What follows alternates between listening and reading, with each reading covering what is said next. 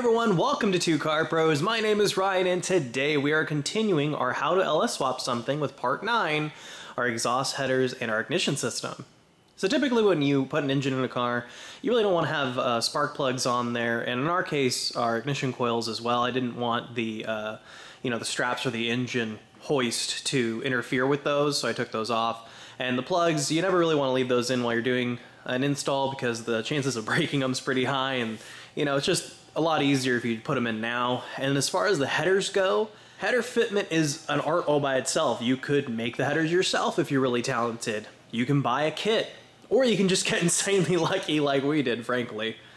But they do make a ton of LS swap headers. That's one of the benefits of doing an LS swap. They're super common, which means headers are super common, which means someone has probably already put an LS in whatever car you're trying to put it in. Therefore, there's most likely going to be headers for that, and there are people you can call at Summit Racing, our sponsor, that will help you with that if you kind of get confused on which header you should buy. But I will tell you right away that even if you buy a header that is like an LS swap header for the car you are doing, sometimes you're going to have to do a little massaging regardless. That's just kind of the way headers go into cars. Sometimes, even with LS swap headers, you're going to have to heat them up and give them a little massaging so they'll fit in place. But don't worry, I show you exactly how to do that in this video.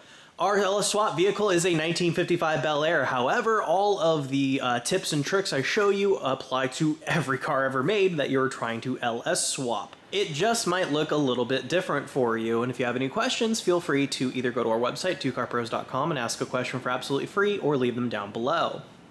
Before we jump in, let's go ahead and thank our amazing sponsor, Summit Racing. They have been an absolutely incredible sponsor. They have a great selection of parts, awesome customer support, and easy returns. So make sure you buy all of your speed parts from summitracing.com. So with all out of the way, let's put some headers on our LS swap. So it is header time for our Bel Air LS swap, and you might be looking at these and thinking, there's a little bit on the small side for tube diameter. I assure you they're going to be just fine for us. And besides, these were sent over by our friends at Summit Racing.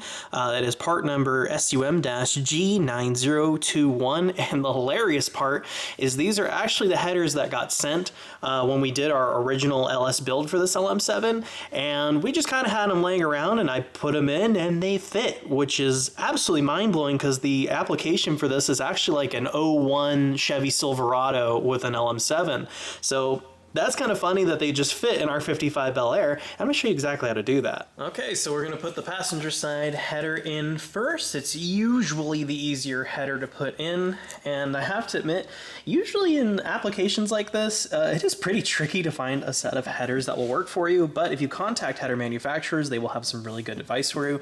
You can even contact Summit Racing's own tech help hotline, and someone will be along to help you. Another tip I have for you is I've already adhesived this to the header itself so it doesn't just fall off. Alternatively, you could just hold it in place. Look how easy this fits in place. I gotta tell you, it's like winning the lottery to have headers go on this easy.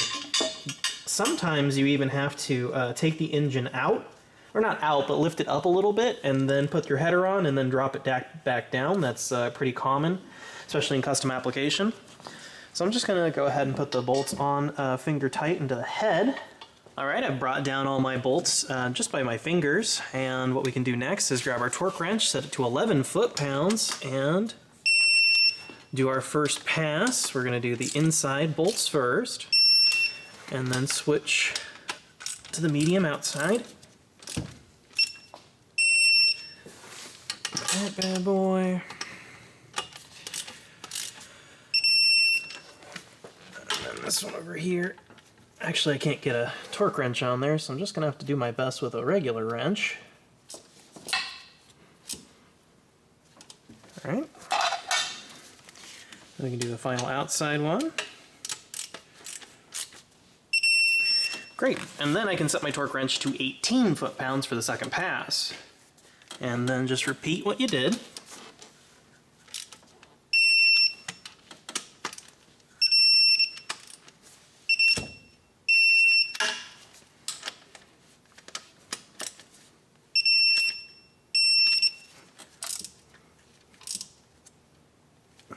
Very good. And my final bolt over here. Excellent. Our exhaust manifold's installed, and when it's installed like this, go ahead and look around it. Make sure it's not interfacing with anything. Make sure it's not next to anything that can't get hot. So for the driver's side, obviously it's a little bit more of a tight fit. Our steering box is definitely in the way a little bit, but I'm gonna do a test fit first.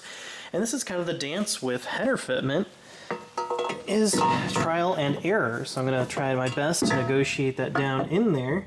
And it kind of seems okay until you look closely.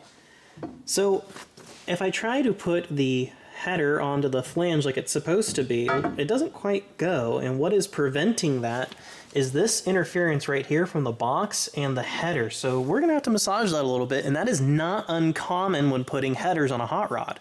So I'm just gonna go ahead and mark right where it needs a massage, and then I can take it back out. So I've circled in gold kind of where we need a massage. It doesn't need too much, maybe like a 1/4 inch, 1/2 inch, something like that. Honestly, I'm gonna just do trial and error. I'm gonna heat it up with my torch here. And I understand you may not have an oxyacetylene torch at your residence. I get that. Alternatively, you could pick these up at Home Depot. These are just a butane torch that you can light off, and then you can wait and heat it up, and then use the rounded bit of a ball peen hammer and tap that in rather than sitting here and really hammering away at it. I don't like to do that. It makes a lot of noise. It can really damage your header. So I really like using the torch. We're going to heat it up, make sure it gets nice and hot, and then we're going to divot this in a bit so we can get some header clearance.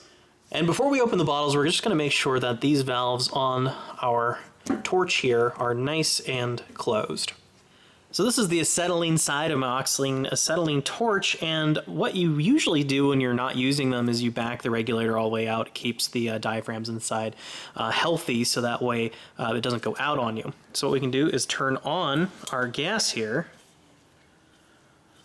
and then dial in our regulator until it reaches 5 pounds.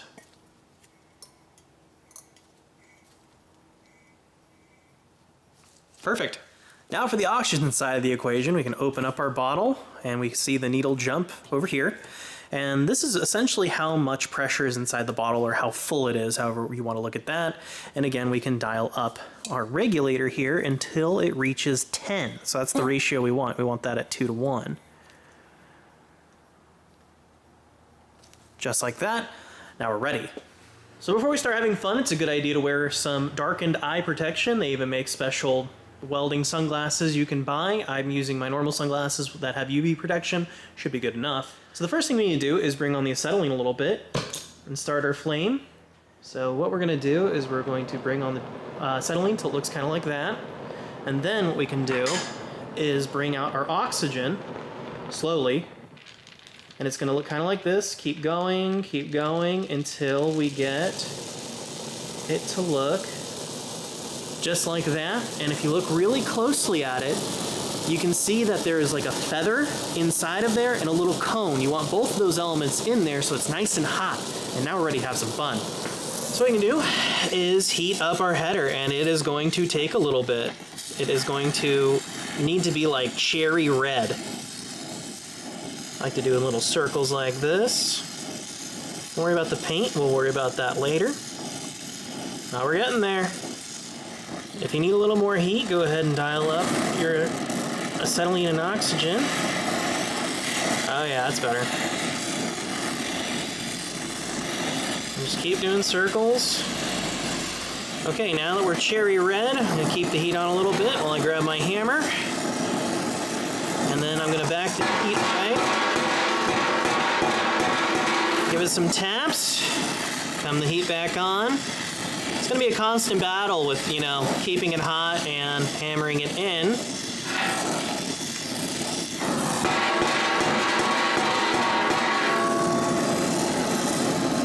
think a little more, and then we can do a test fit.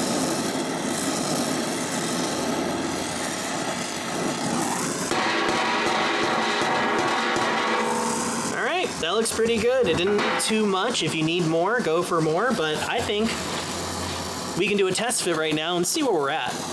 So I've reinstalled our header, and you can see we're a little bit off where our bashing really should have been. It should have been a little bit further down, but it is pretty darn close. I'm actually able to put the bolts on the header into the head. We are really close, so we're just going to need a little more heating and bashing, and then we can paint and install.